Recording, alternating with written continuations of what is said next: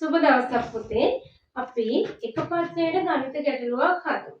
අපි අද කතා කරන්නේ ඔයාලට හිතලා හදන්න පුළුවන් ගණිත ගැටලුවක්.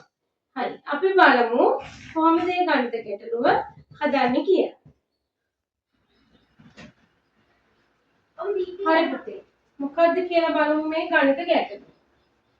සුපුල් ළඟ එක සමාන හැඩති වීදුරු බෝල 9ක් ඇත. එයින් එක් වීදුරු බෝලයක් බරින් වැඩිය. බර වැඩි වීදුරු බෝලය සොයා ගැනීම සඳහා සුපුල් ළඟ තැටිතරාදියක් ඇත. තැටිතරාදිය භාවිත කරන අවම වාර ගණන කීය? මොකද කියන්නේ පුතේ? වීදුරු බෝල 9ක් තියෙනවා. තැටිතරාදියකුත් තියෙනවා. මේ වීදුරු බෝල 9 එක සමාන හැඩයෙන් යුක්ත වුණාට එක වීදුරු බෝලයක් තියෙනවා අනිත් වීදුරු බෝලට වඩා බර වැඩි. දැන් බර වැඩි වීදුරු බෝලය තමයි අපිට හොයාගන්න ඕනේ.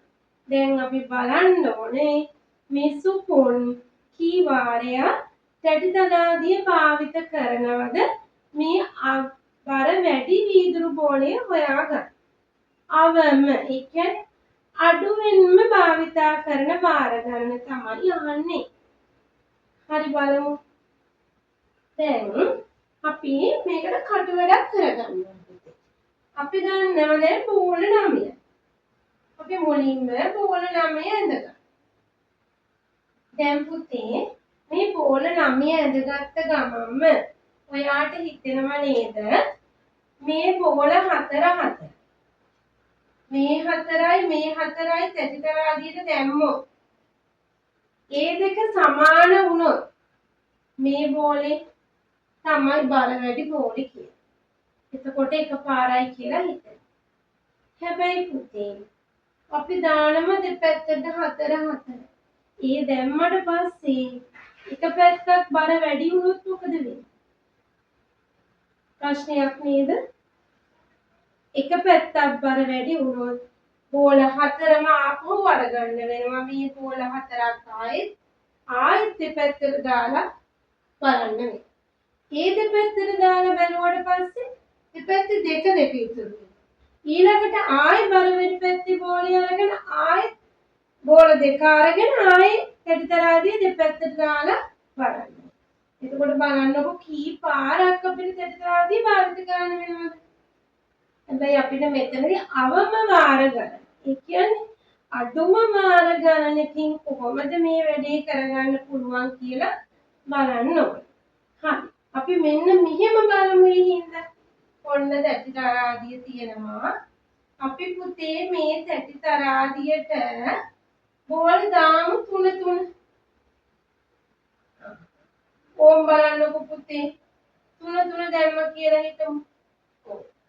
ඔන්න 3 තැටිතරාදියට දැම්මට පස්සේ අපි හිතනවා දැන් බෝල් සමාන වුණා කියලා. මොකද්ද වෙන්නේ?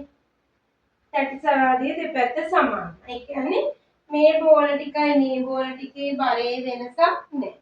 දැන් අපි ගත්තේ මේ ටික කියලා හිතන්නකෝ. ඔන්න මේ ටික දෙක තමයි දැන් තුනේ ගොඩවල් දෙක ගත්තා. මේක තමයි අපිට ඉතුරු. දැන් ආපහු මොකද කරන්න ඕනේ? මේ බෝල ටික දෙපැත්ත අයින් කරලා අපි තව තැටිතරාදියක් ඇදගෙන මේක පැහැදිලි කරගමු. එක තැටිතරාදියයි තියෙන්නේ. දැන් මෙතන බෝල තව 3ක් තියෙනවා. මේ දෙපැත්ත සමාන වුණා කියලා අපි දැන් කිව්වනේ. මේ 3න් බෝල දෙකක් අරගෙන පුතේ දෙපැත්තට දාන්න. ඒ දාපුවාම ඔන්න තැටිතරාදිය සමාන වුණා කියලා අපි හිතමු. එහෙනම් මේ ඉතුරු බෝලය මේ දෙක දැන් දැම්මොත් මේ බෝලේ ඉතුරුයි නේද? ඒ බෝලය තමයි එහෙම වුණොත් බර වැඩි වෙන්නේ. ඔන්න දැන් තැටිතරාදිය දෙපාරක් භාවිත කරලා බර වැඩි බෝලය හොයන්න. තව විදිහක් තියෙනවා. ඔයාටත් දැන් ප්‍රශ්නයක් ඇති. නේද? මෙන්න මෙතනදී අපි මේ දෙපැත්තට බෝල 3 දානවා. ඒ දානකොට දැන් අපි ඉස්සෙල්ලා ගත්ත එක පැත්ත බර වැඩි නෙමෙයි දෙපැත්තම එක සමාන. දැන් අපි හිතමු මේව දානකොට පුතේ මේ පැත්ත බර වැඩි වුණා. දැන් බලන්නකෝ ඒක. දැන් ඔන්න මේ දැන් තැටිතර ආදීට පොළ දෙපැත්තට තුන දාපු ගමන්. හරිද? තුන දාපු ගමන් එක පැත්තක් බර වැඩි වෙනවා. ඔන්න අනිත් ක්‍රමය මම මේ කියා දෙන්නේ. හරිද? ඔන්න දැම්මා මේ පැත්ත උඩ මේ පැත්ත යට. දැන් මොකද වුනේ? තැටිතරාදියෙන් මේ ගෝල දෙපැත්ත අරගෙන මේකේ 3යි මේකේ 3යි අරන් දාපු ගමන් එක පැත්තක් උඩ ගියා එක පැත්තක් යට. ඔන්න අපි දැන් දන්නවා බර වැඩි බෝලේ එතකොට තියෙන්නේ කෝකෙද කියලා. නේද? බර වැඩි පැත්තේ මේ යට ගිය පැත්තනේ බර වැඩි. ඒ පැත්තේ තමයි බර වැඩි බෝලය තියෙන්නේ. අපි ආයෙ මොකද කරන්නේ? ආයෙ තැටිතරාදිය අරගෙන පුතේ මේ බර වැඩි පැත්තේ බෝල 3 බෝල 2ක් තැටිතරාදියට දාන්න. ඒ දැම්මම තැටිතරාදිය සමාන වුණොත් අපි දන්නවා ඉතුරු බෝල් තමයි බර වැඩි කියලා. එහෙම නැත්නම් මේව දානකොට තැටිතරාදිය සමාන වෙන්නේ නැහැ. එක පැත්තක් උඩ යනවා එක පැත්තක් යට යනවා. එහෙම වුණත් පුතේ අපි දන්නවා බර වැඩි බෝලේ කොතනද තියෙන්නේ කියලා. පැහැදිලි නේද?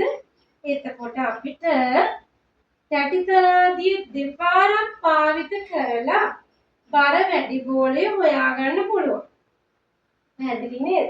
හරි පුතේ අපි තවත් දවසක මේ වගේ හිතලා හදන්න පුළුවන් ගණිත ගැටලුවකින් හම්බ වෙමු. ඔයාට සුබ දවසක්. ශිෂ්‍යත්ව මිතුරු YouTube නාටිකාව subscribe කරලා